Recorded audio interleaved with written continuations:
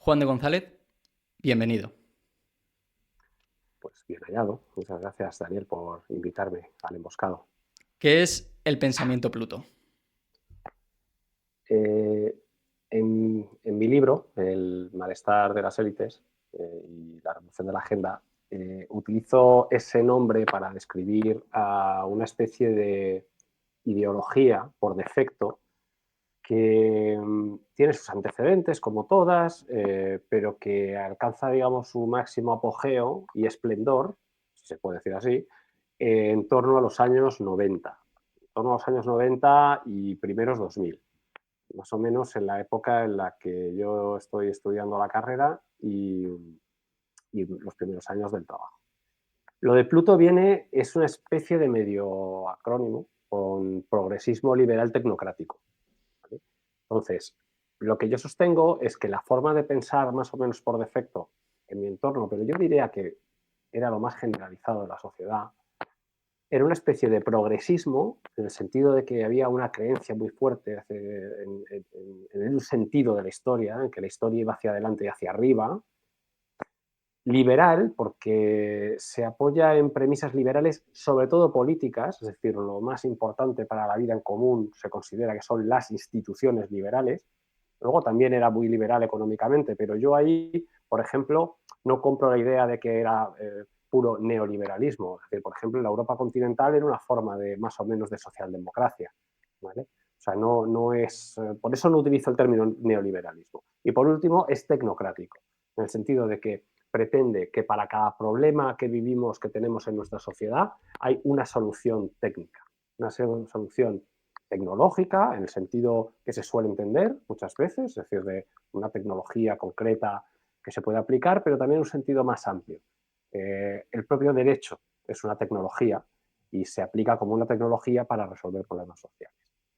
Para mí es una forma de ver el mundo que simplificaba mucho la realidad y que se explica también por cuestiones, un poco por el momento histórico en el que surge. Había caído el comunismo y prácticamente parecía que la única alternativa era el liberalismo, el capitalismo de libre empresa, y que a través de la tecnología, del progreso tecnológico, de la economía, íbamos hacia un futuro espléndido, de cada vez mayor prosperidad, en la que incluso problemas políticos como, por ejemplo, la dictadura china, caerían, caerían simplemente por la fuerza del progreso, por el poder de la prosperidad que nos iba a traer la tecnología y a través del comercio.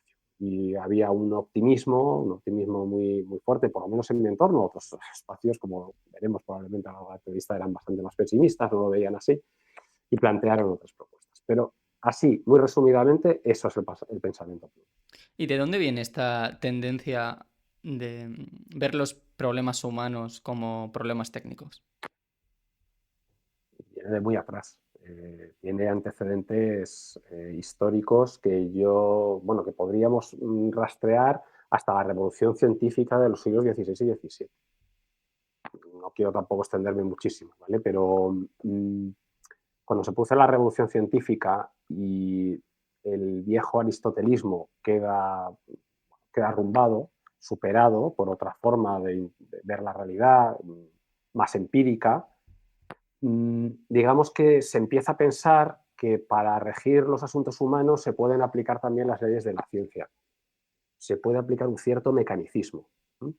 Es decir, si somos capaces de predecir el movimiento de los planetas con absoluta exactitud, si somos capaces de descubrir fenómenos naturales que antes nos parecían prácticamente mágicos, ¿no? Describirlos y de alguna manera incluso someterlos, deberíamos de ser también capaces de resolver nuestros problemas sociales, los problemas del ser humano.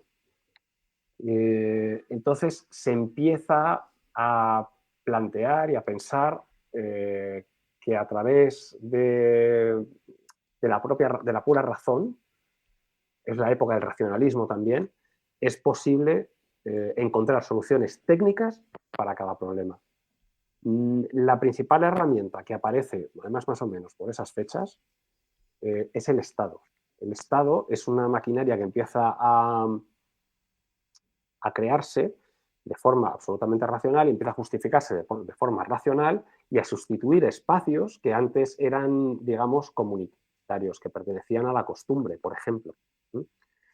Y además, lo natural, lo que es natural del ser humano, lo que antes se considera natural y bueno, empieza a ser sustituido por lo artificial. Se empieza a pensar que lo artificial, lo que está pensado, lo que está razonado, aquello que es resultado de la reflexión, es siempre mejor que aquello que es resultado de la tradición. Entonces, como ves, nos hemos ido muy atrás, pero en realidad esto, pasando el tiempo y llegando a nuestros días, termina convirtiéndose en una especie de fe en las soluciones tecnológicas. Insisto, en sentido muy amplio, que no se piense simplemente en la aplicación de, qué sé yo, de la inteligencia artificial, ¿no? Por coger la tecnología que está ahora mismo más, sino que incluso la ciencia jurídica se convierte en una tecnología, en una aplicación de una tecnología. Es decir, lo que necesitamos para regir nuestras sociedades son soluciones tecnológicas, jurídicas, y con eso vamos a tener sociedades ordenadas, sociedades que incluso tal vez puedan tender a la perfección, ¿no? Es el momento que todavía no hemos dejado atrás de las utopías, ¿no? Entonces, este es más o menos el origen de la tecnocracia. Dentro de lo que es el pensamiento Pluto, en el libro cita dos aspectos fundamentales que son como pilares, ¿no?, del pensamiento Pluto. Uno sería el consenso y el otro sería el pluralismo, que tantas veces se machaca, ¿no?, desde la política con la importancia, ¿no?, de alcanzar consensos y de respetar el pluralismo. ¿Cuál diría que es el problema con este planteamiento? Bueno, el primer problema es que, para empezar, son opuestos. Es decir, el consenso y el pluralismo se oponen. Y nuestra sociedad, en cambio, exige los dos. Exige respetar el pluralismo, la realidad de que pensamos de forma diferente, que llevamos vidas distintas, de que hay una diversidad, ¿no?, de que vivimos en una comunidad que es amplia, por lo tanto, caben muchas maneras de ver la vida y muchas maneras de vivirla. Y al mismo tiempo pedimos consensos, pedimos, bueno, pues pedimos estar de acuerdo en muchas cosas. Yo el principal problema que le veo a esto, a los dos aspectos, es que el pluralismo en concreto se ha convertido en realidad en una forma de silencio. Es decir, el pluralismo se ha terminado entendiendo por, bueno, sí, pluralismo, pero vamos a llevarnos bien, ¿no? Vamos a no hablar de determinadas cuestiones, ¿no? Es decir, vamos a no plantear las cuestiones morales. Mira, antiguamente, en la época clásica, esto lo explica un filósofo escocés llamado Alasdair MacIntyre, eh, digamos que existía una idea de naturaleza humana. Más o menos se entendía qué es lo que era un ser humano. Por supuesto, podía estar en discusión y podían no ponerse de acuerdo los diferentes filósofos, pero todos pretendían saber qué es un ser humano. Al mismo tiempo, se entendía que el ser humano tiene una finalidad, tiene un telos, es decir, está para algo. Y la forma de ir desde la naturaleza humana hasta el telos era a través de las virtudes. Hay una serie de virtudes, de comportamientos virtuosos que me conducen desde lo que soy hasta lo que debo ser, hasta ese telos. Básicamente eso es la ética. La ética parte de una antropología, de una idea de lo que es el ser humano, y teniendo en cuenta a qué puede aspirar y qué debe ser un ser humano, hay una serie de virtudes y por lo tanto podemos discutir cuáles son esas virtudes, cómo aplicarlas, etc. Sin embargo, con la modernidad desaparece la idea de naturaleza humana, o digamos que empiezan a competir diferentes ideas de naturaleza humana que no terminan de ponerse de acuerdo y que ninguna es totalmente satisfactoria. Finalmente, probablemente desaparece. Hoy es problemático decir que hay una idea de naturaleza humana. Lo pueden mantener a lo mejor algunos biólogos, por ejemplo, pensando en cuestiones genéticas, evolucionistas, etcétera, ¿no?, que son interesantes, ¿eh? Yo los utilizo en el libro. pero en términos generales no se suele admitir. Y no digamos ya la posibilidad de caer en telos, es prácticamente imposible. Una finalidad, el ser humano está para algo, hay una vida concreta, hay una finalidad, algo bueno que está al final del camino. Eso prácticamente nadie lo tiene en cuenta. Entonces, ¿qué es lo que ocurre? Que cuando esto sucede, cuando digamos se deja de compartir la idea de que existe una naturaleza humana, lo que hay no es estrictamente una mayor tolerancia. Lo que hay es que se sustituye por una serie de reglas morales. Es decir, la discusión racional ética se sustituye por una pelea de reglas morales que ya no se comunican entre ellas. Yo tengo las mías, tú tienes las tuyas, y o bien no hablamos de ello, o bien nos peleamos sobre ello. Es decir, el consenso sería, no hablemos de ello, limitémonos a gestionar una serie de reglas comunes, esas instituciones liberales de las que hablábamos al principio, y el pluralismo sería algo así como, pues eso, nos vivimos, no sabemos que somos diferentes, pero casi mejor no toquemos los temas más complejos. El pensamiento Pluto era más de esto último, es decir, era una idea de que las cuestiones morales eran cuestiones privadas, que pertenecían al ámbito personal, y que era como de mal gusto ponerlas sobre la mesa, mencionarlas, cuestionarlas o incluso pretender, bueno, pues que pueden ser mejores que otras. Yo pienso esto y lo pienso racionalmente por estos motivos y creo que esta vida es buena. El concepto de la idea de vida buena, ¿no? De la ética, precisamente. Bueno, pues eso desapareció.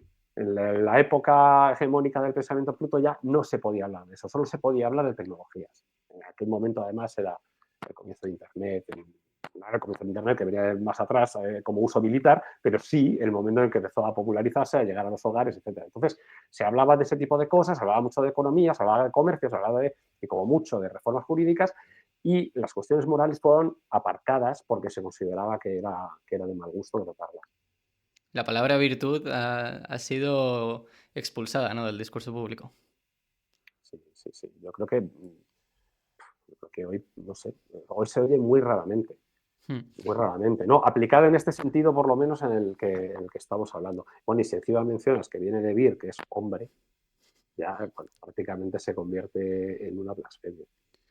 En el libro también cita dos procesos históricos fundamentales en la formación del pensamiento Pluto. El primero es la secularización de la sociedad. El segundo es la universalización de una educación superior centrada en la producción técnica. Me gustaría desgranarlas una a una para poder analizarlo mejor.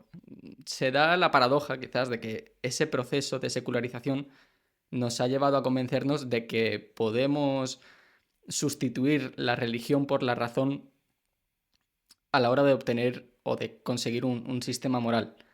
Pero nuestra experiencia, ¿no?, del siglo XX lo que nos indica es que eso al final a lo que nos lleva es a un desconocimiento del valor de la persona, ¿no? Y eso acaba justificando pues, todas las barbaridades, ¿no? Como he dicho, el siglo XX está lleno de ejemplos. Entonces, terminamos en un siglo XXI en el que parecemos seguir obsesionados con esa idea de secularización, aunque hay movimientos de cambio, ¿no? Pero parecemos seguir obsesionados con mantenerlos. Ese proceso de secularización de los siglos XVIII y XIX, pero con los resultados del XX. ¿Dónde nos sitúa esto, ¿no? ¿Cuáles son las consecuencias de este proceso? Sí, vamos a ver. La secularización La secularización lo que hace, bueno, mira, está esa famosa frase de Chesterton, ¿no? Que se ha repetido tantas veces y que yo durante mucho tiempo no terminaba de entender, ¿no? Cuando era más racionalista, precisamente, ¿no? Aquello de que cuando los hombres dejan de creer en Dios, el peligro no es que no crean en nada, sino que terminan creyendo en cualquier cosa. Bueno, pues eso es exactamente lo que Chesterton supo ver, que se sustituyeron las religiones por ideologías, que son algo así como pseudo-religiones. Bueno, cuando se habla de las ideologías, normalmente pues, tendemos a pensar en la primera mitad del siglo XX y ya sabemos lo que ocurrió. Es decir, las ideologías lo que hacen es, una vez eliminado el elemento sobrenatural de las religiones, ¿no? Establecen una idea parcial, ¿no? Una idea que no tiene por qué ser falsa, ¿eh? O sea, la idea puede ser verdadera, puede ser cierta, puede estar basada en una verdad, pero es parcial. Y a partir de ahí, por métodos supuestamente racionales, digamos, se desarrolla toda una visión del mundo y toda una teoría de cómo debe gobernarse el mundo, de cómo debe comportarse la gente, de cómo debe gobernarse el mundo. Hay una política, hay una ética, bueno, ética. Vamos a decir más bien una moral, incluso una cierta moralina, un conjunto de reglas morales, no exactamente una ética. El caso es que las ideologías nos llevaron un poco a lo que tú mencionabas, ¿no? A una serie en fin, unas cuestiones, a unos momentos dramáticos concretamente en Europa. Y después de aquello, se ha hablado mucho del ocaso de las ideologías, pero a mí me parece discutible. Me parece discutible. Es verdad que el fascismo desaparece, el comunismo no, pero bueno, por lo menos en Europa, después de la caída del muro, sí desaparece. Y sin embargo, creo que sigue existiendo una forma de pensar ideológica que lleva a repetir un poco los mismos errores, es decir, a tomar una, una sola idea y convertirla en el eje sobre el que gira el mundo. Y desde ahí interpretarlo todo, ¿no? Entonces, esto está llamado al fracaso, o sea, nunca funciona, nunca funciona, no va a funcionar jamás.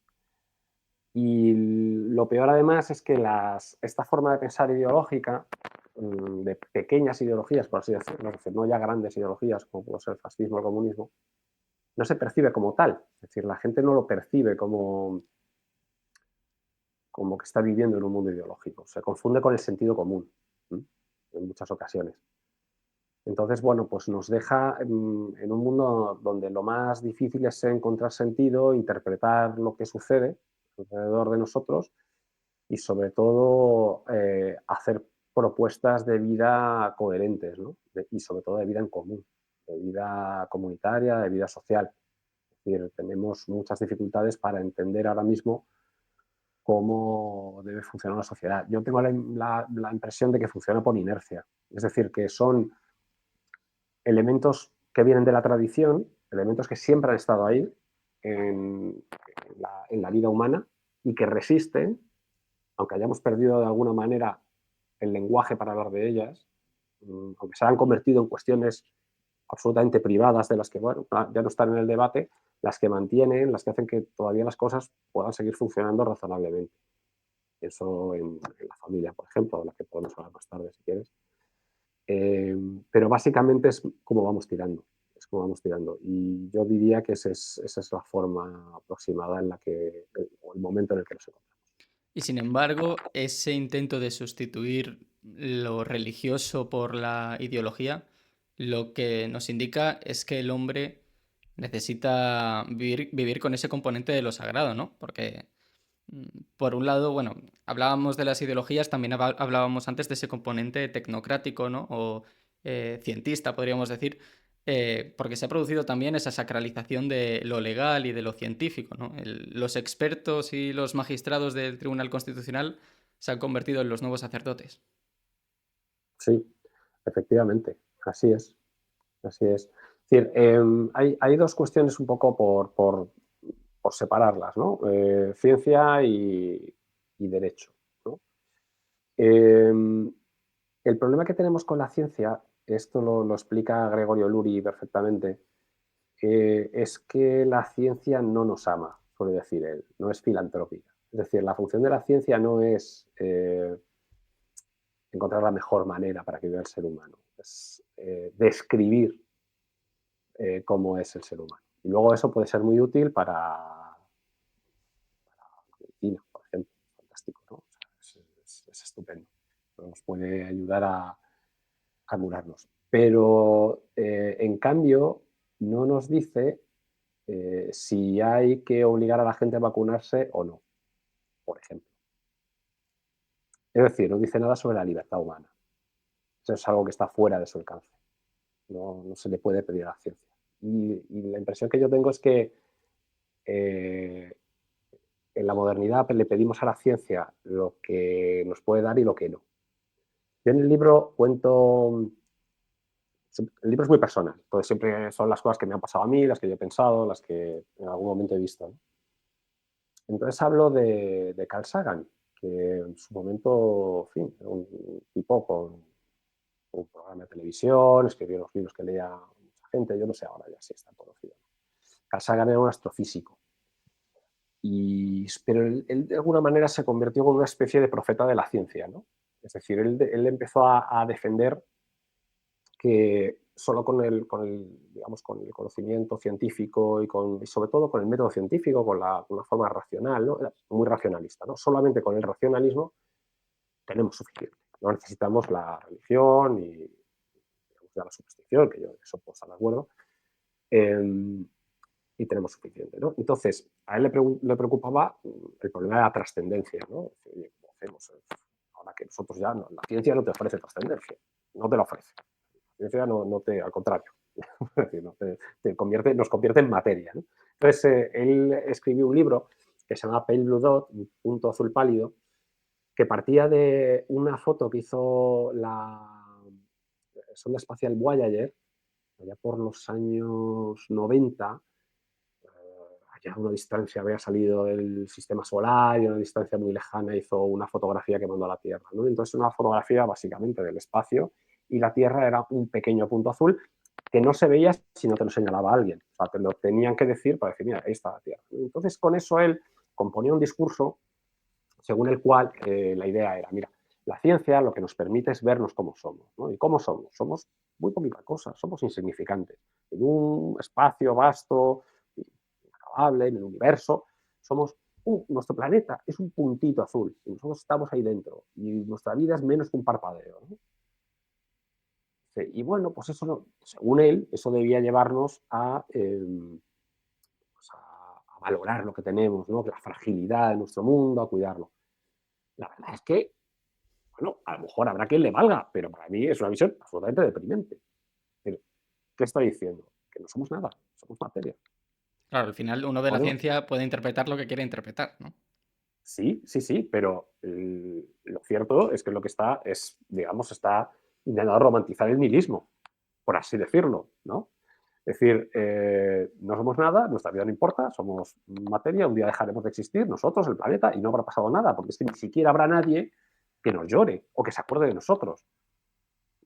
Bueno, yo en el libro menciono que claro, yo en su momento leía a Carl Sagan y ahora, en cambio, de forma mucho más reciente, leía a Fray Luis de León, que tenía que haber sido al revés, porque mira que nos enseñaban a Fray Luis en el colegio. Pues no, lo hice al revés, lo hice de la otra forma, ¿no?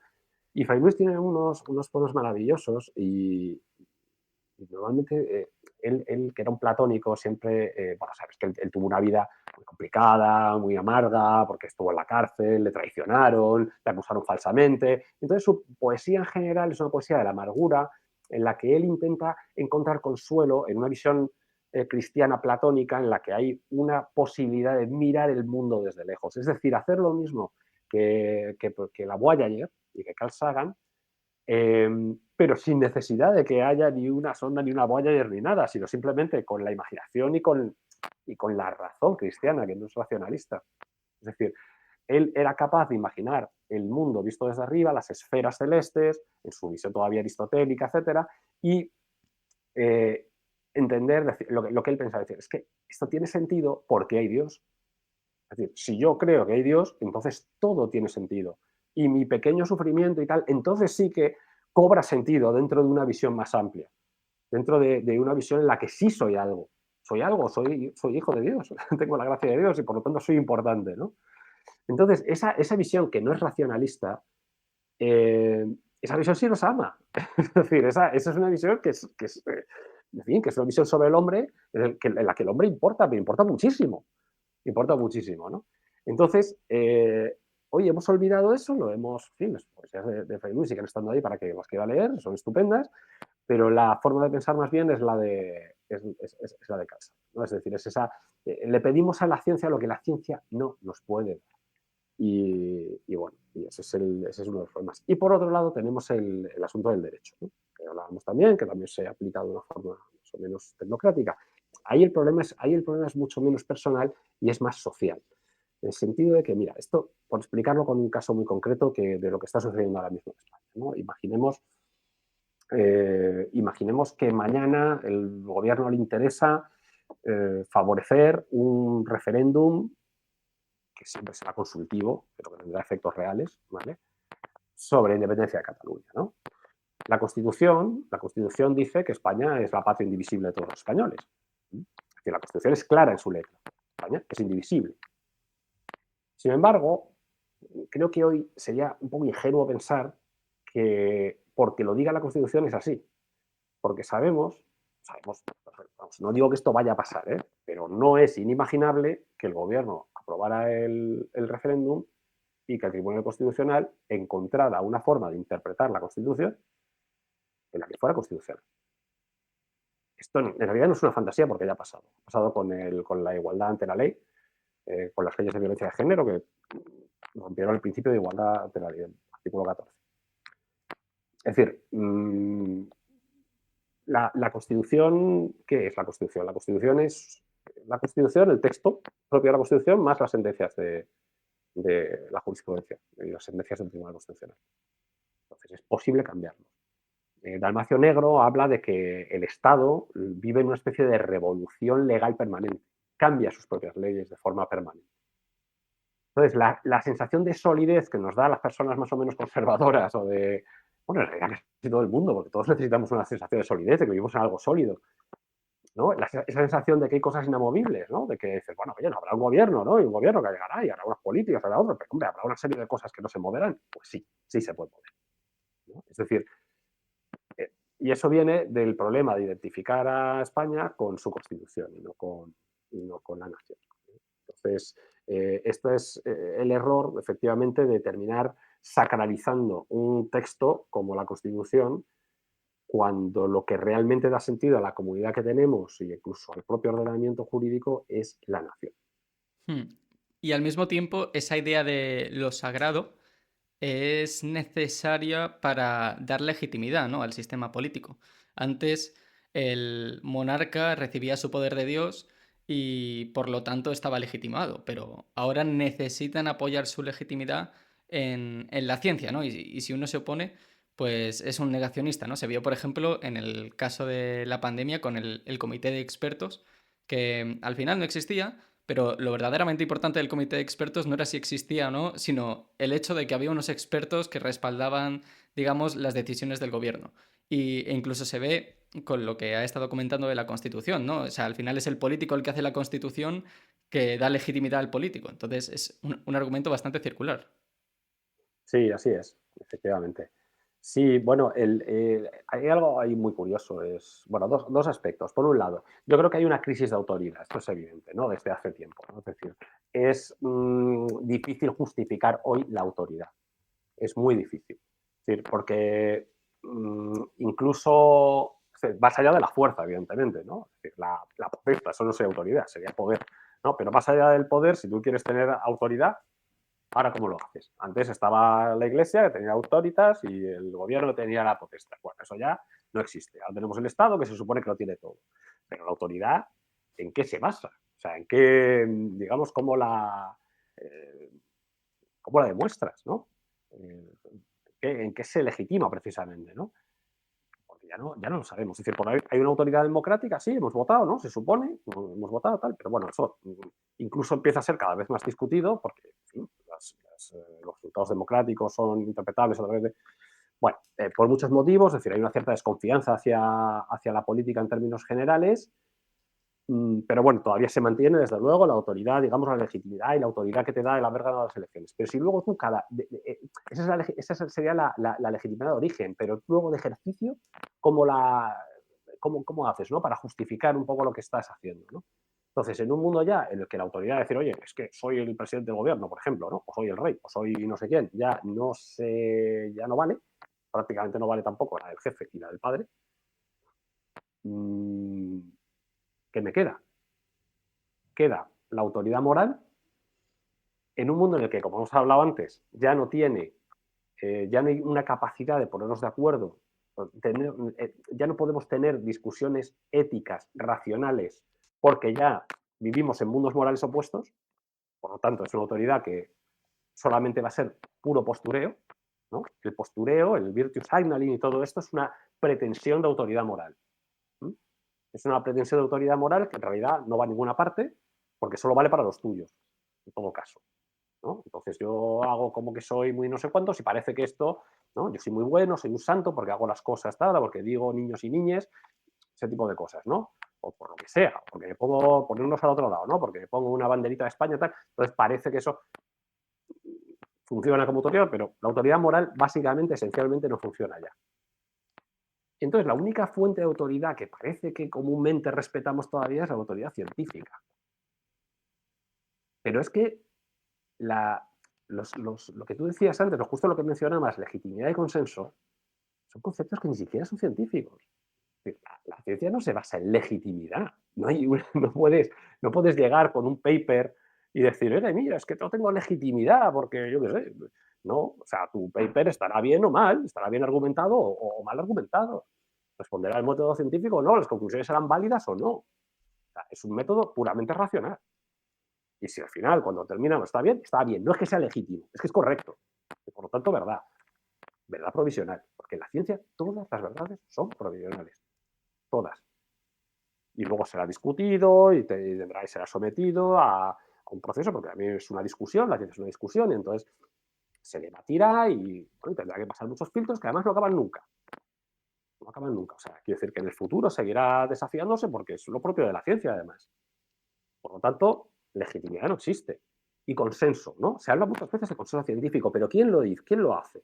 Los políticos. Son los políticos los que hablan de consenso científico. Los científicos no. Los científicos dicen, bueno, pues hablan del conocimiento que tenemos disponible en este momento, mientras no tengamos otro. Y además, lo propio de la ciencia es ir desafiando ese conocimiento permanentemente.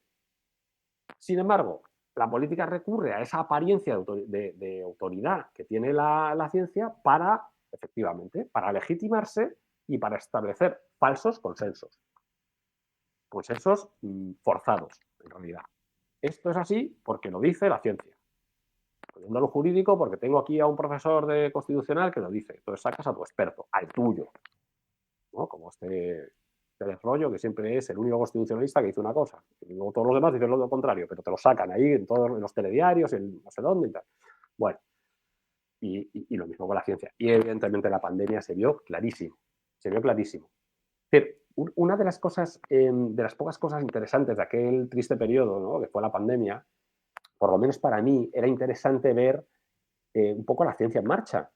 Es decir, evidentemente, cuando todo empezó, estaba bastante claro que los científicos sabían algunas cosas, pero no muchas. O sea, faltaba mucho por saber. Entonces, tenía cierto interés, yo que no sé nada de ciencia, me gustaba seguir a periodistas que lo explicaban bien, que lo sabían, y entonces ibas viendo un poco el debate científico. A mí eso me gustaba porque resultaba interesante y además me daba una cierta tranquilidad el hecho de que hubiera un debate. Sin embargo, permanentemente desde el gobierno de España y todos, o sea, no fue solo el de España, empezaron a decir, no, esto no es lo que dice la ciencia. La ciencia decía esto hoy, ¿no? Las mascarillas, acordémonos, las mascarillas al principio, no sirven para nada. ¿Por qué decían eso? Porque no había mascarillas, nadie tenía. Cuando hubo mascarillas, las mascarillas pasaron a ser obligatorias. Luego, en realidad, se supo que las mascarillas servían para poco. En los hospitales tenían sentido y tal. Bueno, pues todavía, año y pico después, sacaban decretos en los que teníamos que llevar la mascarilla por la calle. Y no se me ha olvidado eso. Porque fue una forma de autoritarismo. Autoritarismo light, autoritarismo, bueno, bien, sí, ya me imagino que los hay peores, pero autoritarismo, puro autoritarismo, fundado en un consenso científico que era falso. Te traían a un experto o ni siquiera, te hablaban de un comité de expertos que no existía, como has mencionado. Es decir, efectivamente la ciencia ha empezado a convertirse, a ser manipulada y utilizada por el poder político para imponer sus intereses, los intereses en términos generales del Estado, que tiene sus propios intereses. Hmm. El segundo paso en ese proceso de formación de lo Pluto es la proliferación de esa educación superior orientada a lo técnico. Usted en el libro dice que se ha diluido su propósito original de formación moral del espíritu y lo han sustituido por la producción en serie de técnicas y profesionales.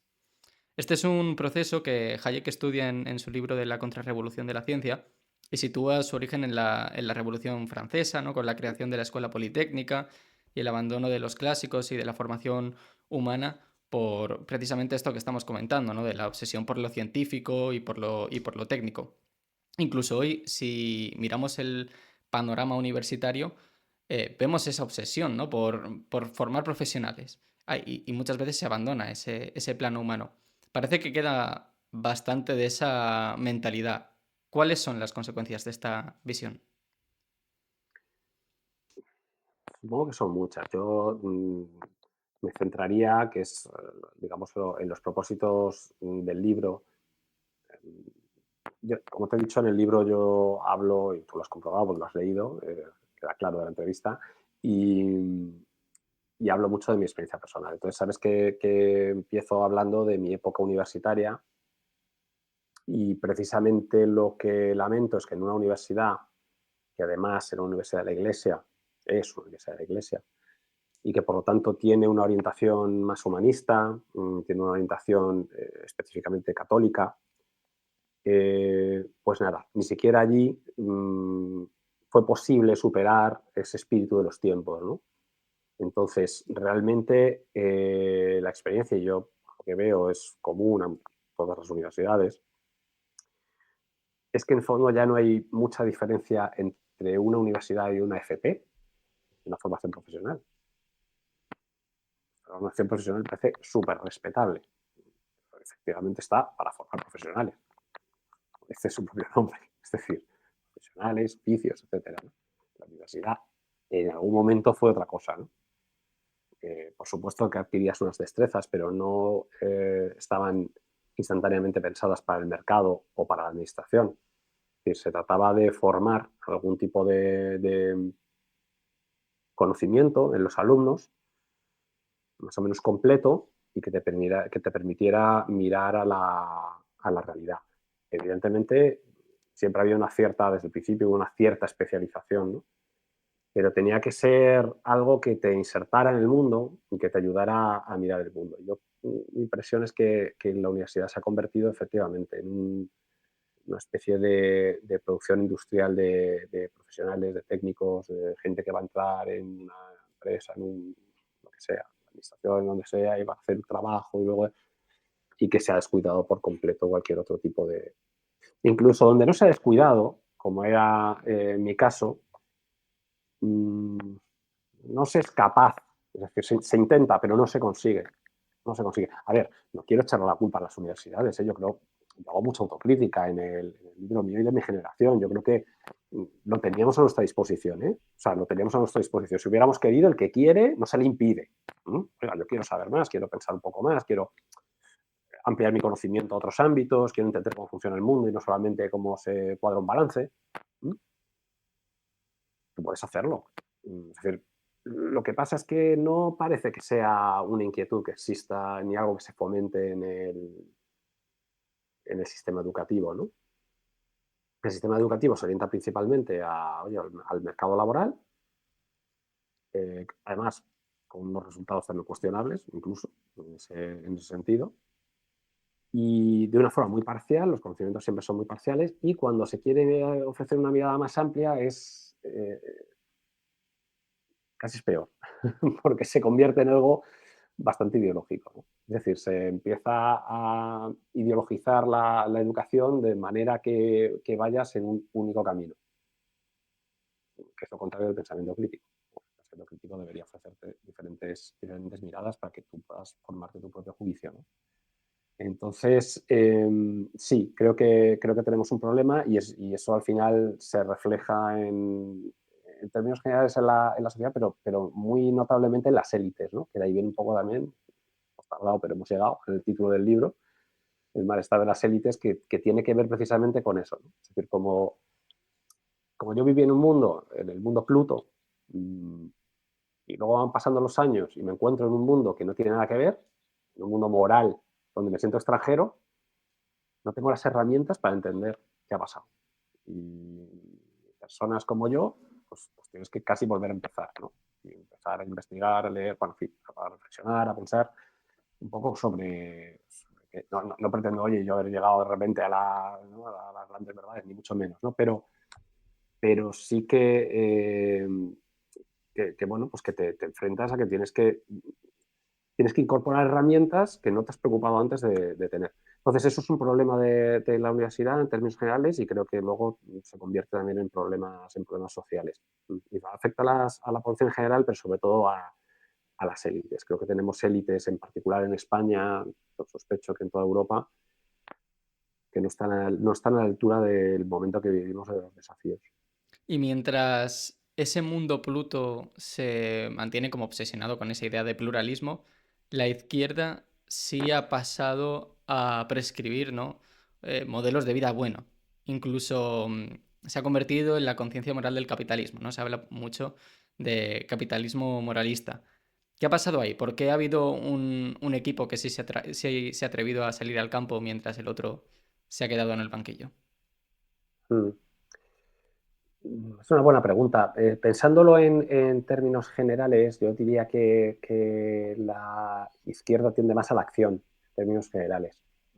Y la derecha tiende a ser más pasiva porque deposita sus valores, lo hablábamos antes, ¿no? En cuestiones que se transmiten a través de la tradición.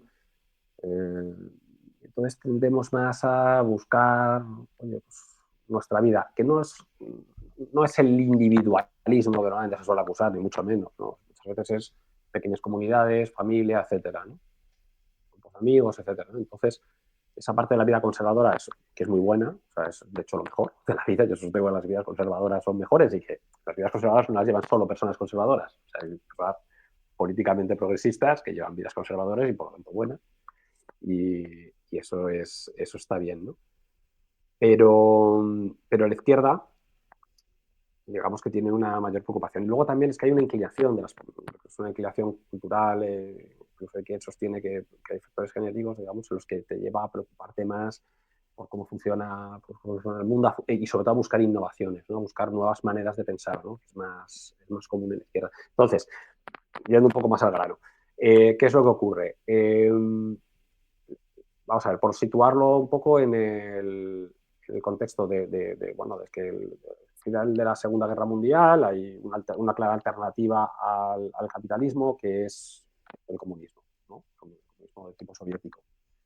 Y digamos que sirve un poco de guía. No quiere decir, o sea, obviamente en la Europa occidental se desarrollan izquierdas que no son estrictamente comunistas, ¿no? Son más socialdemócratas, etcétera, pero siempre hay una especie de diálogo entre las dos, ¿no? Es decir, forman parte, sigue siendo el punto de referencia, sigue siendo la Unión Soviética, incluso aunque sea para criticarla, pero sigue estando ahí, ¿no?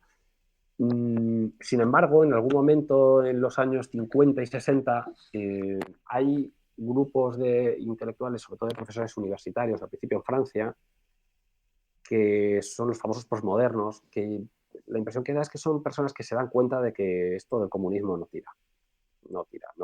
va a ninguna parte y además que no va a llegar a Europa, a la Europa occidental, porque mal que bien el capitalismo se las apaña para, bueno, para adaptarse a nuevos entornos, para llegar, para repartir un poco de riqueza, etcétera. Bueno, y esto parece que no va a funcionar, ¿no? Además, también se enfrentan cada vez más a la realidad de lo que era la Europa comunista, que era, bueno, pues una realidad bastante brutal y tienen que enfrentarse a esa realidad, ¿no? Entonces, empiezan a repensar desde posiciones que siempre se discute si son anti-ilustradas. Yo creo que no, creo que vienen de la ilustración, es decir, que tienen, por lo menos hay un hilo de continuidad, porque comparten esa idea, la idea ilustrada un poco del hombre como un lienzo en blanco, ¿no? Como una tabla rasa, ¿no? Y que lo cultural es lo fundamental, ¿no? Lo cultural en sentido amplio. Digamos, aquellas cosas que se transmiten y que, bueno, de alguna manera, las ideologías en Marx, por ejemplo, ¿no? Y luego en Gramsci la hegemonía cultural, ¿no? son elementos, digamos, que son bueno, pues, los que conforman la vida realmente social. Entonces desarrollan todo ese conjunto de filosofías postmodernas que en realidad no son muy operativas al principio, que se apoyan en varios principios, uno de ellos que el lenguaje construye la realidad, otro es que prácticamente que no hay límites, ¿no? Porque si la vida es construcción social, pues a través de la construcción social podemos desafiar los límites, las categorías que se nos dan son impuestas desde el poder para someter, o sea, él se ve claramente que es de izquierdas porque ven el mundo como opresores contra oprimidos, ¿no? Que es la forma más general de verlo de izquierda en términos generales, ¿no? Es decir, que ven el mundo como opresores contra oprimidos a través de manifestaciones culturales, una hegemonía cultural, etc., ¿no? Y de procesos de dominación que son sutiles, ya no son necesariamente la represión de la policía, etcétera, aunque también puede ser, pero hay otros, ¿no? Y ahí desarrollan unas filosofías que, bueno, pues que en un principio no son muy operativas, porque básicamente es muy difícil construir una alternativa cuando todo es relativo. Es decir, que porque ellos terminan en una especie de relativismo cultural y en el que al final, si todos son, como ellos dicen, grandes narrativas, cualquier cosa que intentes oponer va a ser también una gran narrativa. Entonces, no son muy operativas. Pero después, en algún momento de los años 80, ya esto es más en Estados Unidos, se le da un giro a estas políticas y entonces se empiezan a anclar determinadas cuestiones. Es decir, antes donde se decía que la raza no existía, ahora se dice que sí. La dominación sigue existiendo, pero es de unas razas contra otras. No es que la raza no exista, la raza existe. Y al mismo tiempo existe la dominación de la raza blanca contra las otras, a través de estos elementos culturales. Entonces, se ancla sobre la realidad las bases de la opresión y entonces aparece las nuevas ideologías postcoloniales, bueno, nuevas, ya venían de antes, pero digamos que cobran nueva fuerza, la teoría queer, que es muy poderosa y que ha tenido muchas consecuencias, y toda una serie de teorías trabajadas que sí que tienen una posibilidad de convertirse en política. Bueno, todo esto sucede, esto es lo que cuenta la vida de Brian, por ejemplo, ¿no? La película que más o menos hemos visto todos, espero, y bueno, si el que lo haya visto que aproveche. Y todo eso, los romanos, que han hecho por nosotros los romanos, y Loreta, ¿no? Diciéndole a sus compañeros que, bueno, que se amastan, pero que mejor que den Loreta, que den hijos, y entonces hay una discusión sobre si tiene derecho a tener hijos. En fin, todo eso es lo que describen los Monty Python en el año 79 en la vida de Brian. ¿Vale? Lo describen, no, lo caricaturizan. Y, y eso, en realidad, durante muchos años fue algo que, bueno, pues que sucedía, que iba teniendo importancia, cada vez salían libros, no sé qué, pero la izquierda política, hasta que no cayó el muro, no empezó a incorporarlo. Y ni siquiera cuando cayó el muro, porque cuando cayó el muro, la primera alternativa de la izquierda fue el altermundismo, antiglobalización. El movimiento antiglobalización era, digamos, fue el primer impulso, una vez caído el muro, para mantener a la izquierda, digamos, viva de alguna manera y poder ofrecer una alternativa. Eso fracasó estrepitosamente, es decir, fracasó, no hubo manera. Todas las cosas porque prácticamente ya no había sujetos revolucionarios. Resulta que la globalización la había aprovechado muchos países, en particular China, para sacar literalmente a miles de millones de personas de la pobreza. Y eso es un fenómeno que sucedió. Entonces, claro, si tienes a la gente saliendo de la pobreza, resulta que le estás diciendo a gente que por fin ve la prosperidad, que son esclavos y eso. Bueno, eso evidentemente estaba llamado a fracasar. Pero en cambio, estas teorías cínicas, ¿no? Que les llamaban Pluckrose y Lindsay, empiezan a ser más prometedoras y además el ambiente Pluto, las instituciones Pluto, que son, bueno, defienden mucho la libertad de expresión, etcétera, empiezan a darles juego. Y entonces sucede lo que has mencionado. Resulta que muchas personas de izquierdas descubren que se vive mucho mejor siendo la conciencia del capitalismo que intentando derribarlo. Se vive mucho mejor. Y además se tiene más poder y más capacidad de intervenir y de cambiar las cosas. Y entonces, con el paso de los años, nos encontramos con la nueva izquierda, cuya manifestación más radical, y ahora está muy de moda por lo de Trump y tal, es lo woke. Aunque a mí no me gusta hablar demasiado de lo woke porque me parece una etiqueta y un poco hombre de paja. La izquierda genera una propuesta moral, una propuesta de vida buena, que no es coherente, que no es internamente coherente, es en realidad bastante contradictoria, pero que te permite hablar de cómo debe comportarse un ser humano, una persona, prácticamente en cada aspecto de su vida. Si tú tomas, bueno, hay un elemento que además de todas estas teorías postmodernas que aparece, que es el cambio climático, ¿vale? Que es fundamental.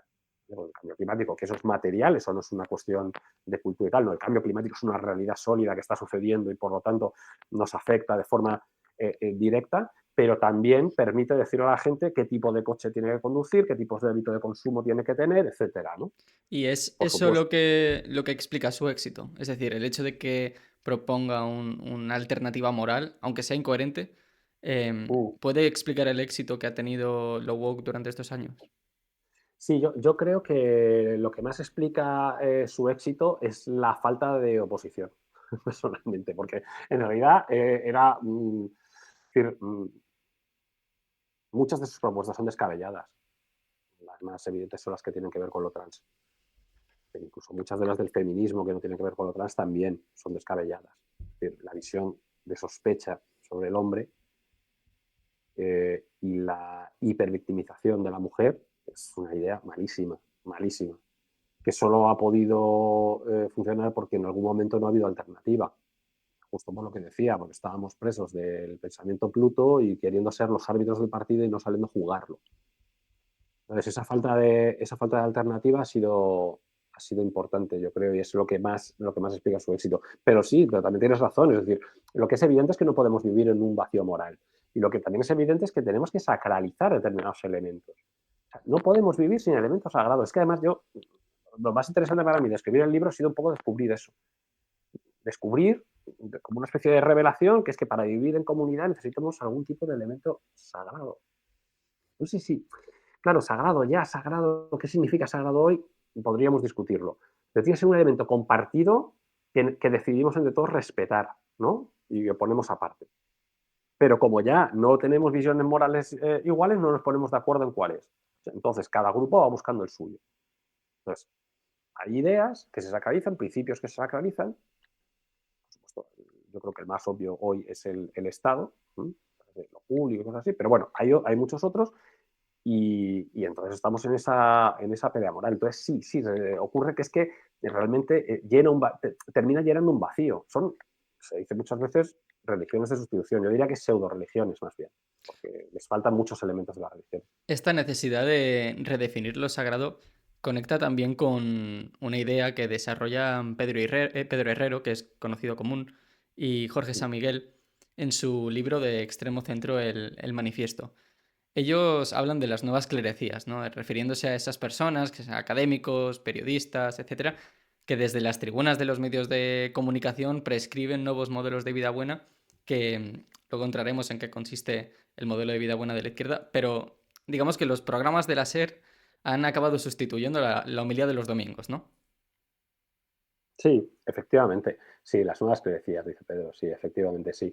Yo diría que incluso hay nuevos profetas, porque hay veces que se eleva tanto a la retórica, yo diría que es Greta Thunberg, es prácticamente una profeta, ¿no? O sea, o una niña apocalíptica, ¿no? Esa es una cosa tremenda. A veces cuando oyes a algunos de ellos, por ejemplo a Broncano, ¿no? Que hace un programa de humor y tal, pero luego de pronto dice cosas como lo público nos da la vida, ¿no? Cosas como muy tal, bueno, hay veces que parece que es que ya ni siquiera clérigo, o sea, necesitas casi ser el papa, ¿sabes? Pero bueno, supongo que si te pagan 14 millones al año, pues no sé, tienes que justificarlo de alguna manera. Entonces,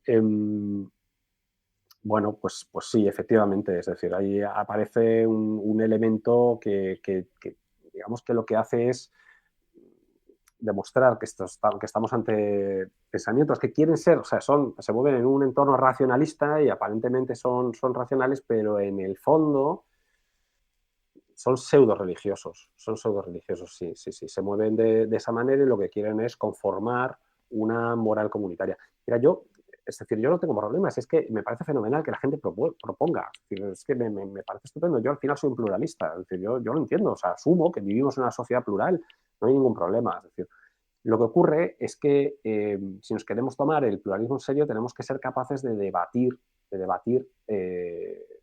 estas ideas. Es decir, y tienes que estar expuesto a estar equivocado. Es decir, esos principios tuyos tan sagrados, oye, si yo tengo otros y no son compatibles, no podemos estar los dos en la razón. Pero tendríamos que ser capaces por lo menos de hablarlo y, bueno, ver efectivamente si podemos encontrar algún tipo de suelo común. Bueno, o abandonar alguna idea que no sea verdad, sencillamente. Es decir, volver un poco al principio de realidad.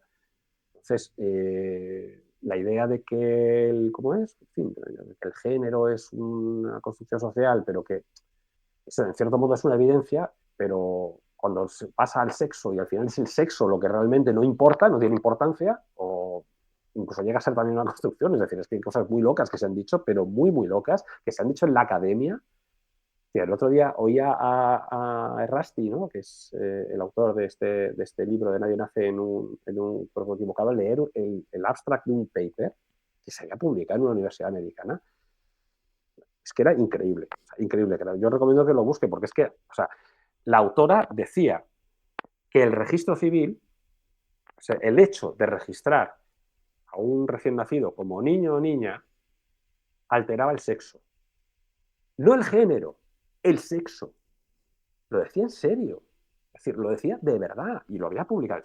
Claro, siempre que contamos estas cosas parece que es que nos estamos yendo al ejemplo más loco, pero no es verdad. Es que esa lógica se ha vuelto imperante. Y la gente que la ha combatido ha pagado un precio importante. Porque el Rusty lo han cancelado, ha sufrido abucheos, en fin.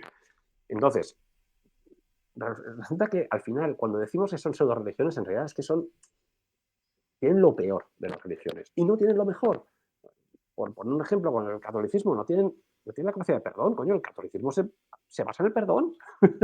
Se basa en que el ser humano es bueno pero imperfecto y que las cosas que hacemos mal son porque somos imperfectos, pero que podemos, bueno, pues que podemos ser perdonados, podemos perdonarnos a nosotros mismos, perdonar a los demás y ser perdonados por Dios, haciendo, bueno, propósito de la enmienda, etcétera, ¿no? Si realmente queremos cambiar, podemos y se nos perdona. No hay perdón. Hay cursos de nuevas masculinidades. Eso es lo que hay. O sea, que esa es otra cosa que a mí me encanta. Es decir, la distancia que hay entre el problema que se describe, ¿no? El patriarcado. El patriarcado tal, es un fenómeno cultural, no sé cuántos, sus efectos son terribles, la violencia sexual, etc. Bueno, ¿y qué vamos a hacer? ¿Qué vamos a hacer para solucionarlo? Cursos de nuevas masculinidades.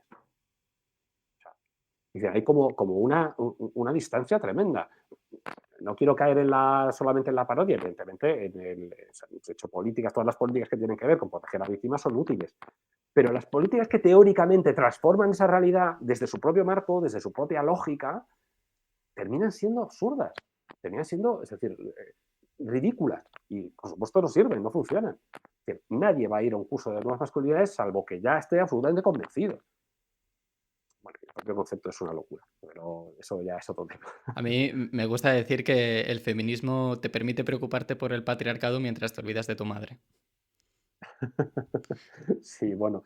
eh, es verdad que hay una cierta. Pasa con las ideologías en general. Hay una neurotización, es decir, es que terminamos estando pendientes de cuestiones nimias y olvidamos las más importantes. Que sí que funciona de una forma que termina no siendo sana, en mi opinión. Y además, sí, no está nada mal, porque al final te lleva a pensar en abstracto y olvidarte de lo concreto.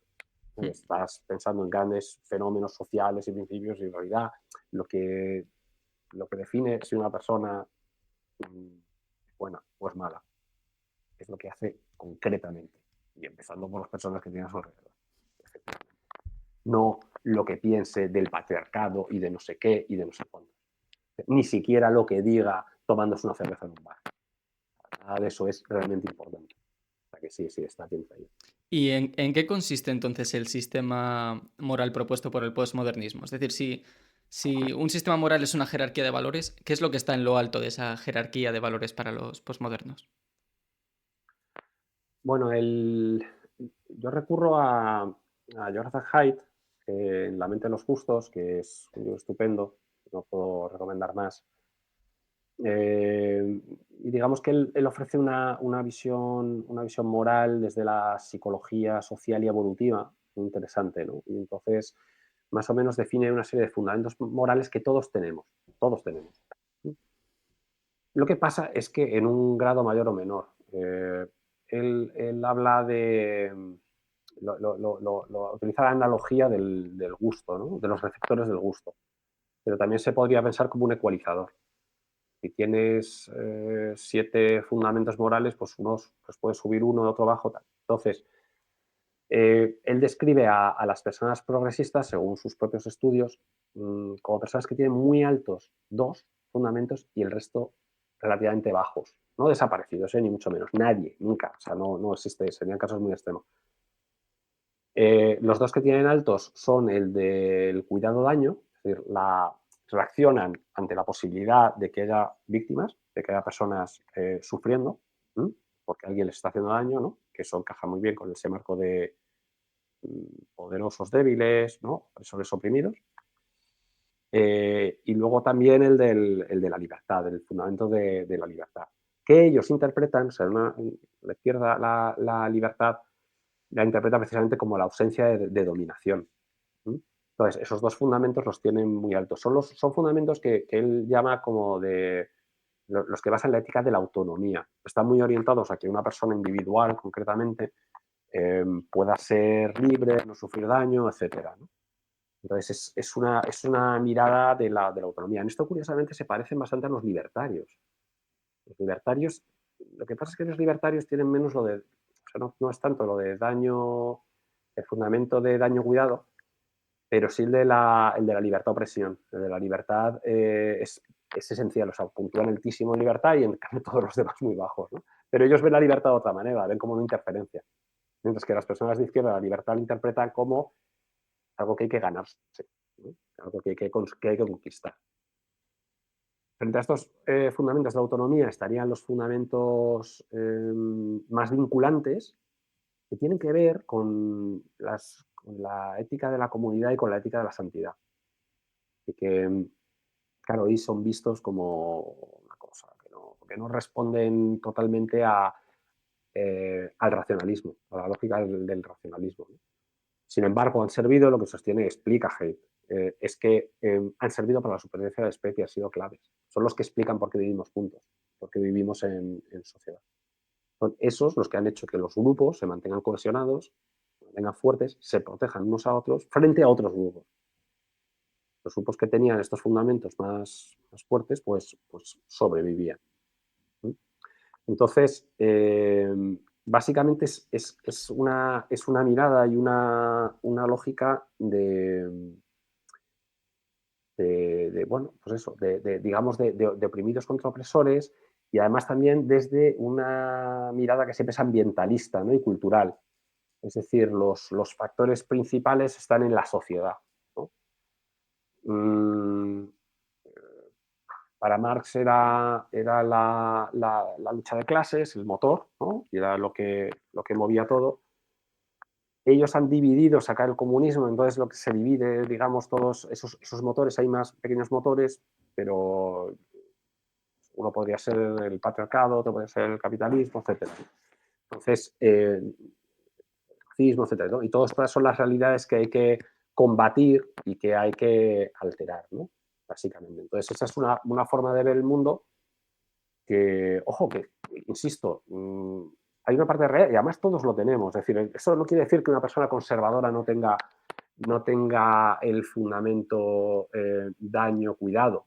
Sí lo tiene, por supuesto. Lo que pasa es que no tan alto y en cambio tiene más altos otros relacionados con la integridad de la comunidad política, de la comunidad en la que vivimos, relacionados con eso. Y tendemos a ver la justicia más como que no haya aprovechados, no haya gente que se aproveche del sistema, ¿no? Nos preocupa.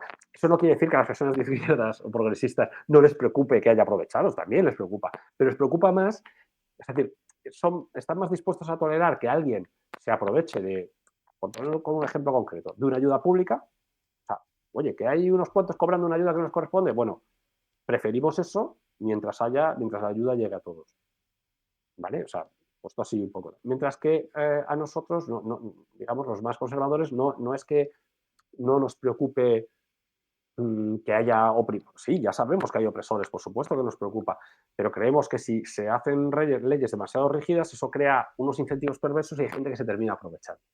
Y eso tampoco es bueno. Bueno, pues más o menos en eso nos movemos. Lo que pasa es que ha habido unos años en los que ha estado totalmente desequilibrado hacia la izquierda. Hay un momento en el libro en el que cita una frase que me parece muy buena, y es la de que la izquierda ya no pretende tomar el Palacio de Invierno, sino despojarlo de su sentido. Pero claro, si uno se ha dedicado a deconstruir todo, hay un momento en el que no queda nada a partir de lo que recomenzar, ¿no? No hay puntos a partir de los que interpretar el mundo. Entonces lo único que nos queda es el emotivismo. Sí, efectivamente. Sí, básicamente lo que quería decir con esa frase concreta es que lo material, los factores materiales que movieron a la izquierda durante todo el siglo XX y parte del siglo XIX, han dejado paso a unas cuestiones puramente, sí, más afectivas, tienen más que ver con lo cultural, tienen por lo tanto más que ver con lo emotivo y con lo afectivo. Y, y les ha hecho entregarse a todo esto que hemos visto y a perder la conexión cada vez más con las personas que tienen necesidades materiales fuertes. Y además también a separarse de las personas que siguen apegadas a creencias tradicionales. Creencias que tienden a... Ellos, yo diría que no entienden personalmente. Hombre, ellos dirán que soy yo que no me entero, evidentemente. Pero pero yo estoy convencido de que hay formas de conocimiento que no son solamente las que nos da la razón, sino que la tradición importa mucho. Es decir, la tradición nos habla de lo que ha sido importante para generaciones y generaciones. Y si fue importante, fue por algo. ¿Mm? Y probablemente siga teniendo valor aunque nosotros no sepamos verlo. Esto es, digamos, una sociedad, bueno, pues, las sociedades que vivían en entornos más comunitarios y que daban más valor a la tradición. Pero hoy eso es lo que ellos desafían. Lo que ellos desafían. Entonces, terminan pretendiendo, bueno, pues crear nuevos sistemas de valores, básicamente aprovechando la estructura del Estado. Y efectivamente, cuando no hay algo sólido, algo desde lo que hablar, que sean unos principios sólidos, ¿vale? Como puede ser un principio religioso muy fundado, lo que nos queda para discutir es puramente emotivo. Como alternativa a ese sistema moral, propone dos pilares que deben ocupar ese espacio de lo sagrado, ¿no? Uno de ellos es la familia y el otro es la nación. Tal vez podríamos analizarla uno a una. En primer lugar, ¿por qué la familia? Vamos a ver, la familia, por un motivo, bueno, por varios motivos, pero lo primero es que es inmediato. Hombre, es verdad que esto es mi experiencia. Todos tenemos familias, pero es verdad que cuando tienes hijos es cuando la vives de forma más inmediata. Pero el hecho de que todos tengamos familia, yo creo que supone algo sobre lo que podemos hablar. Es algo realmente sobre lo que nos podemos comunicar. Esto que hablábamos antes, ¿no? De que parece que hemos perdido la base para tener discusiones éticas. Bueno, pues la familia, todos venimos de una familia. Imperfectas, porque todas lo son, ¿no? Ese es uno de los problemas que tenemos a veces cuando intentamos hablar de esto con la izquierda, que siempre te recuerdan que en las familias hay horrores. Claro, con las familias también. Las familias son imperfectas, la mayor parte no hay horrores, la mayor parte hay imperfecciones. Las familias perfectas no existen. Pero una vez más, son realidades que han existido todo el tiempo y incluso en su propia imperfección, en sus propias contradicciones, en todo eso hay verdad. Hay verdad. Y en lugar de rechazarla porque pasa esto o pasa lo otro, porque no es perfecta, al contrario, lo que deberíamos es intentar entender por qué ocurren todas estas cosas. Y pensarlo al revés, pensar, oye, esta imperfección a lo mejor es buena. Precisamente el hecho de que sea imperfecta. Esa yo creo que es la mirada correcta. En cualquier caso, es un elemento muy inmediato. Es un elemento muy inmediato. La relación con los hijos, la relación con los padres, la vivimos como algo que no estamos dispuestos a negociar, libre de cualquier transacción, ¿no? Es algo en lo que no vamos a discutir, vamos a nuestra familia. Claro, el término sagrado ahora ya es prácticamente imposible utilizarlo en un sentido literal, es más, lo solemos utilizar en un sentido figurado, pero si decimos que, si yo digo que para mí mi familia es sagrada, se parece mucho, mucho, mucho al sentido literal, mucho, mucho. Y creo que esa es una experiencia muy compartida desde la que podemos fundar. Y luego, además, hablar de la familia te permite hablar prácticamente de cualquier aspecto de la sociedad. O sea, cualquier cosa, cualquier problema se puede enfocar desde la familia, desde la igualdad hasta las políticas económicas, hasta cualquier cosa que quieras. En un mundo, además, en el que la principal crisis, y yo diría que el principal riesgo, lo digo también en el libro, no es, a mi juicio, el cambio climático, sino el declive, vamos a decir, el colapso de la natalidad, que ya no es solamente español ni europeo, sino que es mundial, pues creo que hablar de familias puede ser un buen punto de partida. Pero el principal motivo es que quizás sea uno de esos elementos, no sé si llamarlo cuasi sagrado, que nos podría permitir volver a tener una conversación común y quizás volver a fundar sobre algo sólido la vida social. Aquí hay un punto que me parece que puede ser interesante comentar, ¿no? Me parece muy importante ese aspecto, ¿no? De la familia como algo compartido, común a todos, que por lo tanto puede servir como suelo común. Pero también hay un tema y es cómo debe traducirse ese cuidado de la familia en la acción política. Sé que en el libro no propone medidas o soluciones concretas, pero hay un aspecto importante, creo que no se suele tener en cuenta al hablar de las políticas que pueden favorecer a la familia. Em, yo, por ejemplo, soy una persona que considero que tengo intuiciones morales conservadoras, pero que políticamente tiendo hacia lo libertario, ¿no? Y soy reacio, ¿no?, a que el Estado intervenga en la promoción de la familia. Pero lo soy precisamente porque veo cuál es el valor de la familia, ¿no? Y creo que la mejor forma de conservarlo es manteniendo al Estado alejado de ella. Mm, Creo que hay un riesgo, ¿no?, cuando el Estado intenta ocupar funciones que no corresponden, que corresponden a ese cuerpo civil, ¿no? Cuando se rompe ese principio de subsidiariedad, digamos que la capacidad de ese cuerpo civil de funcionar por sí mismo se acaba atrofiando. Es decir, estoy de acuerdo con que la familia debe ser ese suelo común, pero también creo que hay que tener cuidado, ¿no?, con cómo podemos protegerlo. Es decir, si tenemos un huerto, ¿no?, y todo el mundo piensa que hay que regarlo y que es positivo regarlo, o sea, eso está bien, ¿no? Pero si uno llega y piensa que hay que regarlo con veneno, ahí hay que tener cuidado, aunque tenga toda la buena intención del mundo, ¿no?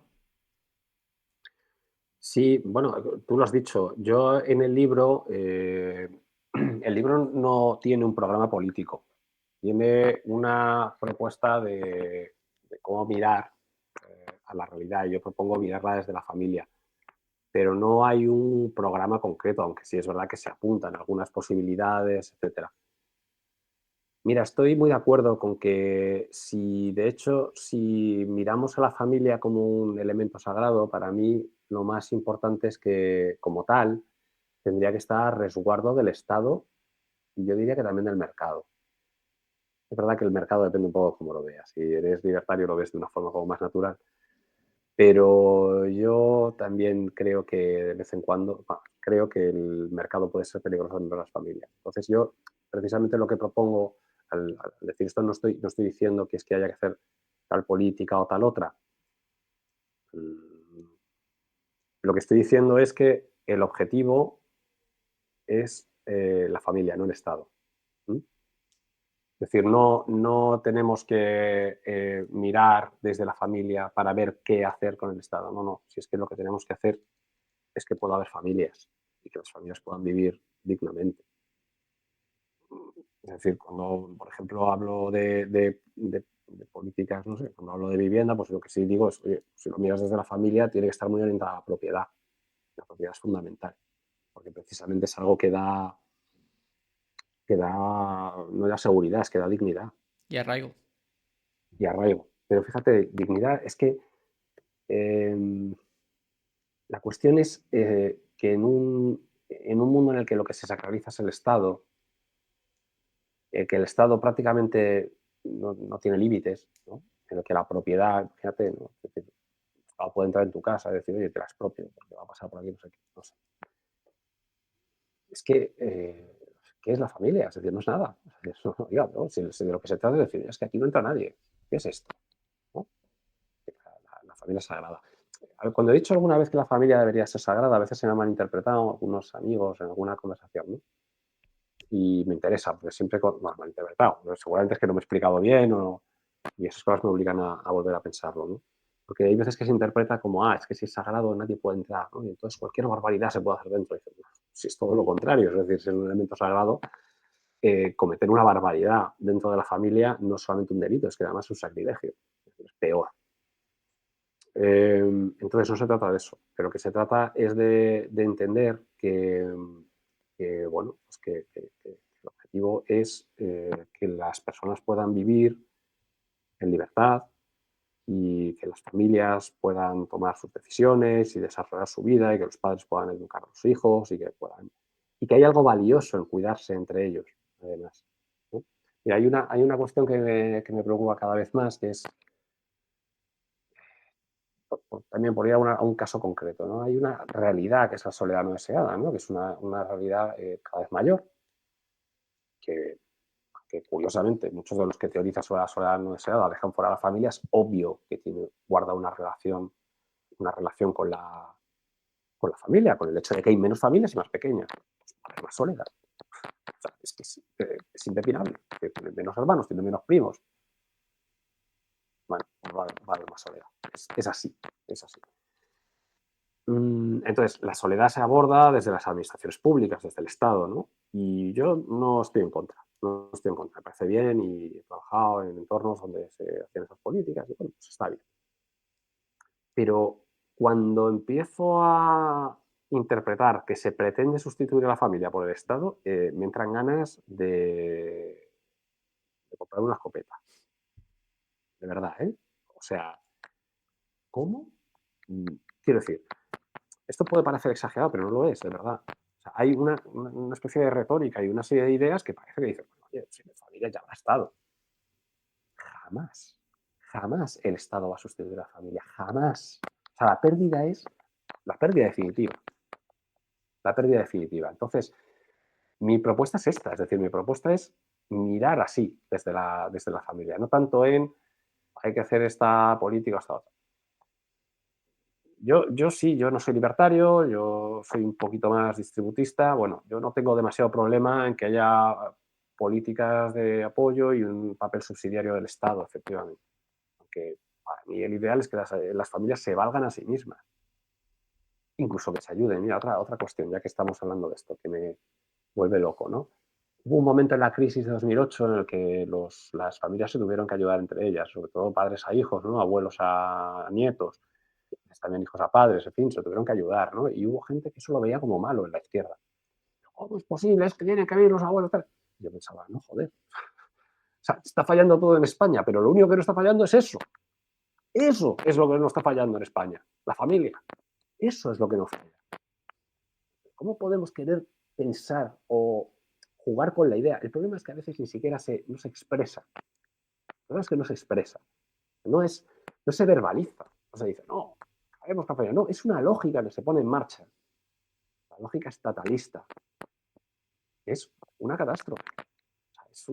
Va destinada al desastre. No, el Estado, incluso los que creemos que el Estado, un cierto Estado, no este, pero un cierto Estado está bien, creemos que es una herramienta para un fin. ¿Y cuál es el fin? La familia, que puedan desarrollar su vida. Pues esta es mi propuesta. Mi propuesta es mirarlo desde ahí. Y sí tiene una especie de elemento sagrado que yo creo que puede ser cohesivo y que puede ayudar. El otro pilar de su propuesta es la nación, y en el libro señala algunas de las contradicciones, ¿no? De la idea de nación del pensamiento Pluto, que identifica a España con la Constitución del 78 y el sistema nacido de ella. ¿Cuál es el problema con este planteamiento? Bueno, yo creo que hemos hablado antes de él, pero sí, muy resumidamente es que es irracional. Es racionalista y al final irracional. Es increíble. Es increíble. Pero, a ver, te cuento un poco cómo me di cuenta yo. Es decir, que es como muy obvio. Hay gente, por supuesto, que lo sabía esto desde hace mucho tiempo. Uno lee a Dalmacio Negro, que ha salido antes y tal. Esta gente lo ha sabido siempre. O sea, no es. Y si tiramos atrás a los clásicos y tal, o sea, eso está en Platón, está en la República ya. Bueno, pues daba igual. O sea, es que cuando uno se vuelve ciego a una realidad, es absolutamente increíble cómo puede no llegar a verlo, ¿no? Resulta que tenemos un problema en España de que no sabemos lo que somos, ¿no? Que no sabemos lo que somos. No sabemos si somos una nación, si somos muchas naciones, si somos no sé qué, y entonces tal, y España, no podemos decir España, pues España es feo, y entonces tú, patriota de banderita, España es la patria es un hospital, que es una frase que me encanta de la izquierda, que está muy bien porque permite abordar el tema con mucha claridad, ¿no? La patria es un hospital. ¿Cómo que la patria es un hospital? ¿Cómo va a ser la patria un hospital? Para que haya hospital tiene que haber una patria primero, antes. Somos una comunidad, tenemos responsabilidades uno con los otros, ¿no? Responsabilidades cruzadas, obligaciones, mucho antes que derechos, y entonces construimos un hospital entre todos. ¿Mm? O sea, eso por verlo desde el punto de vista material. Desde el punto de vista legal pasa algo parecido. Y eso es peor, porque claro, esto es la visión de la izquierda. Entonces, yo no tengo problema. Hay otras visiones, yo la digo que, en fin, defiendo que se equivocan y ya está. Claro, en la derecha, ¿qué hemos tenido en la derecha para la defensa de España? El constitucionalismo, que es una tecnocracia. Es una tecnocracia. El patriotismo constitucional, que es un invento del demonio de los alemanes después de la Segunda Guerra Mundial, que claro, joder, ¿cómo vamos a ser patriotas y acabamos de, en fin, de hacer lo que hemos hecho? Entonces, claro, nos tenemos que inventar una historia y tenemos que poner nuestra identidad en la Constitución en lugar de en la nación alemana, que, bueno, ese problema, pero España no. Que sí, claro, el franquismo, que no es lo mismo. No es lo mismo. Y además, da igual, el patriotismo constitucional de Alemania tampoco va a funcionar. Nunca no puede funcionar, es absurdo. Porque las constituciones se basan en una realidad previa que es la nación. Y esto no lo digo yo, es que lo dice la Constitución. España se constituye en un Estado social. España es el sujeto. O sea, existe antes de la Constitución. Si no, no hay Constitución. Si no, no hay Constitución. Entonces, hay una nación. Y en cambio, esa solidez de la que hablábamos antes, que es una solidez aparente, la de las leyes. Oye, como conservador, vamos, a muerte con el Estado de Derecho y con el principio de legalidad y con el imperio de la ley. A muerte. Soy una persona de orden y quiero una ley. Pero no me puedo engañar a mí mismo. Es decir, tengo que saber que todo eso se funda sobre la existencia de, de una comunidad política. La nación no se puede sacralizar, como sí propongo para la familia. Yo entiendo que no se puede sacralizar, es imposible. Entre otras cosas, primero porque nos conduciría a una ideología, que nacionalismo, etc. Pues no, eso por un lado. Y por otro lado, porque además es una realidad histórica. Las naciones, tal y como las entendemos hoy, la nación-estado, empiezan a existir en el siglo XVIII, bueno, se podría decir que XIX, XVIII, XIX, y, y hasta hoy. Pero antes no las había. Antes había otras formas de lo político. Había otras formas. Entonces, una cosa que no es permanente, que no es tal, pues no tiene ningún sentido sacralizarlo. Pero lo que yo sí defiendo que es permanente en el ser humano, es la necesidad de vivir en comunidad, de vivir en sociedad. Bueno, no es lo mismo en comunidad que en sociedad. Yo prefiero en comunidad, pero en cualquier cosa, en cualquier caso, de vivir en compañía de otros, con otras personas. Esto sí. Y para ello es imprescindible reconocernos como comunidad, reconocer que hay un nosotros que en este caso concreto nuestro es España.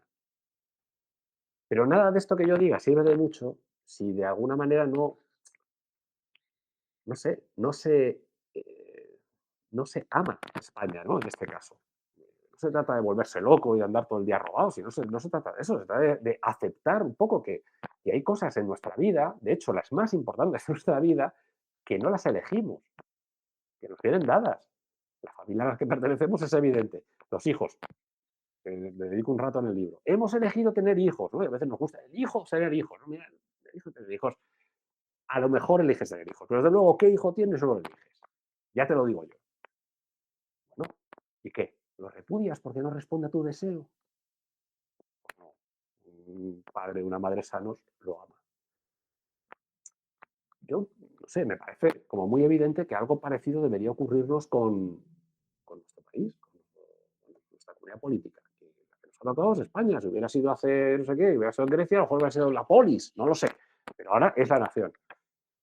Entonces, una vez más, el libro yo no hago una propuesta política, no, voy a hacer esta reforma, esto tal, ¿vale? Que no es el propósito, no es el propósito, eso no es un programa político. Pero sí sostengo que la unidad de la nación es fundamental y que la unidad de la comunidad política sí debería parecerse un elemento sagrado y que no se debería de cuestionar. Porque entre otras cosas es la base de la democracia y no al revés, como se suele decir. ¿No? La izquierda suele decir, no, pero ¿cómo va a ir antes la unidad? Estaremos juntos mientras queramos, ¿no? Esa idea moderna que es en realidad muy loca y no tiene ningún sentido. Es decir, si tú abres la puerta a decir, mientras queramos estaremos juntos, ya te has cargado la comunidad política, ya te la has cargado. Porque, ¿por qué voy a querer yo convivir con Pablo Iglesias? ¿Por qué? O sea, exijo mi derecho de determinación, algo que, por cierto, desde posturas más o menos libertarias se dice sin ningún problema. Yo no lo comparto, porque no soy libertario. Yo valoro que la vida en comunidad es importante.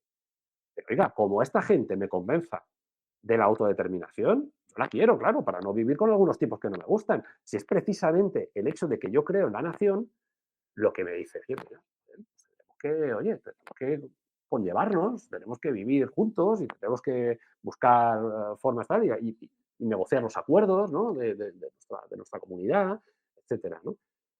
Pero yo lo que me preocupa no es, una vez más, lo de la izquierda, lo que me preocupa es lo que hemos hecho en la derecha, en la que básicamente hemos querido identificar a España con su constitución, también en una especie de complejo, yo creo, de franquismo absurdo y sin sentido, y el resultado es un poco el que estamos viendo, que hoy en día nadie puede asegurar que esto siga existiendo dentro de un año, 2 años o de 5. Para terminar, que le voy a hacer 3 preguntas cortas que suelo hacer siempre que traigo un invitado. Y es una recomendación de un libro, de una película y de una canción. Ya tengan algo que ver con lo que hemos tratado o no. Tienes que haber dicho antes Sí, para que lo pensara un poco. Es que no quiero decir alguno de los libros que he utilizado para este, porque por salir un poco... Hombre, ya que he mencionado la poesía de Fray Luis, quizás pues pueda insistir en eso. Yo sé que la poesía, bueno, yo mismo no soy muy lector de poesía, pero últimamente lo he recuperado y es una forma de leer además estupenda, que desintoxica de alguna manera, porque es una manera de acercarse a la literatura, ¿no? Los que leemos ensayo y tendemos a ser un poco compulsivos, ¿no? No necesariamente leer muchísimo, pero queremos acabar uno para pasar al siguiente, ¿no? Y la poesía te obliga a volver a leer, ¿no? Lees el poema una vez, lo vuelves a leer, luego pasas a otro, pero luego vuelves atrás, etcétera, ¿no? Y particularmente Fray Luis, yo creo que es una poesía bellísima, asequible a cualquiera y bueno, pues por ahí, o sea, esa sería mi recomendación respecto al libro. Película, ¿no? película y canción. Películas, yo últimamente me gusta mucho, esto va a sonar, a pensar a ver si se me ocurre alguno un poco más mainstream. Bueno, mira, yo en el libro hablo de muchas películas, ¿vale? Lo utilizo, porque utilizo el cine para, bueno, para hacer un poquito más ágil la narración y entonces ahí hablo de, bueno, la vida de Brian, por supuesto, que la utilizo mucho porque luego hablo del Frente Popular de Judea. Mm, pero también hablo, por ejemplo, mira, hablo de la Primera África. Ya sé que es un clasicazo y seguramente mucha gente lo habrá visto, pero bueno, a lo mejor hay gente que no lo ha visto y incluso el que la haya visto yo recomiendo que la vuelva a ver, porque es una peli que es realmente un clásico, un clásico. Entonces, además es que me pasó una cosa escribiendo el libro, porque empecé a utilizarlo de metáfora para cuando hablaba del matrimonio concretamente y, joder, de pronto me di cuenta de lo bien que encajaba, ¿no? La película, que realmente la película transcurre en un río, ¿no? Es un viaje en río de un hombre y una mujer muy diferentes, que, bueno, pues ahí una historia de amor, ¿no? Y entonces es una metáfora muy bonita del amor comprometido, muy, muy bonita. Y me hizo apreciarla más todavía. Entonces, bueno, pues La Reina de África como película. Y como canción, eh, casi recomendaría a Nick Cave. El último disco está fenomenal, Wild God. Bueno, y la propia canción que da nombre de Wild God, aunque había otra que me gustaba más, es que soy un poco malo para los títulos. El disco, en general, ¿vale? En vez de una canción, un disco. Wild God está muy bien. Nick Cave en general es un tipo que sorprendente, que viene del punk y ahora de repente se ha convertido en una especie de místico cristiano. No, no místico, no es verdad, no es místico, es un tío con los pies en el suelo, los pies en la tierra y muy, muy pegado a la realidad, pero tiene un discurso muy bonito y luego además tiene un blog estupendo, es un escritor magnífico que se llama Red Hat Files y también lo recomiendo mucho. Pues Juan de González, muchas gracias y muchas gracias también por escribir este libro, El malestar de las élites y la revolución de la agenda, que la verdad es que es un libro que he disfrutado mucho, es uno de esos libros que permiten a uno dialogar, ¿no? con el libro, que eso también es un rasgo distintivo de un libro que es bueno. Y bueno, no sé si quiere decir algo antes de terminar. No, nada más, nada más. Simplemente animar, mira, sí, solo una cosita. En el libro termino en el epílogo recomendando a la gente que participe en el debate público, sobre todo a través de la creación cultural, que yo creo que es una cosa que en el entorno más conservador, liberal, hemos dejado de lado. Y entonces tenemos que participar. Tenemos que participar a través de la creación cultural, que puede ser un podcast como el que tú haces, pero que puede ser escribir poesía, novelas, guiones para series, lo que sea. ¿Sabes? Pero tenemos que hacerlo porque es una forma, no para ganar ninguna guerra cultural, ¿eh? No para ganarla en absoluto, sino porque es una parte muy importante de la vida humana, es muy importante, yo creo que tenemos que ser eso a nuestros hijos, tenemos que animarles a hacerlo y precisamente para estar más presentes en la sociedad. Y no para ganar ninguna guerra, sino a lo mejor para incluso evitar que algún día te la declaren. Si tú estás ahí y estás haciendo tus propuestas, van a formar parte del debate público y el debate público probablemente sea más sano. Si tú no lo haces, un día te vas a encontrar en un mundo que ni siquiera entiendes, ¿no? Que es lo que nos ha pasado. Pues Juan de González, muchas gracias.